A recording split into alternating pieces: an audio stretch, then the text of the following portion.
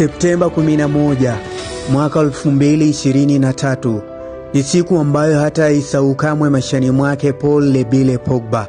nyota wa zamani wa Manchester United, Juventus na mshindi wa kombe la dunia wa mwaka 2016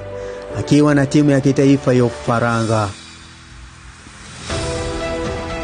Ni siku ambayo alikabiliwa na madai ya matumizi ya dawa za kusisimua misuli, madai ambayo yalimpelekea kupigwa marufuku ya kutocheza mpira kwa kipindi cha miaka 4. Pogba alielekea kukata imani kabisa katika safari yake ya kabumbu, lakini baada ya uchunguzi maalum ilibainika kuwa kesi ya nyota huyo haikuwa na ushahidi wa kutosha, marufuku yake ya miaka 4 yakipunguzwa hadi miezi 18 tu, hatua ambayo ilimruhusu kurejea tena kwenye ulingo wa spoti,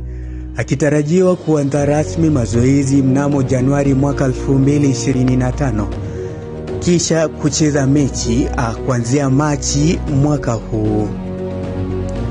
Pogba sasa ni mchezaji huru, hasa baada ya kukatisha mkataba wake na timu ya Juventus, na anaweza kujiunga na klabu yoyote katika uhamisho wa msimu wa joto: Olympique Marseille ya Ufaransa, Inter Miami ya Umarekani na vilabu kadhaa vya Saudia vikionyesha nia ya kupata sahihi yake.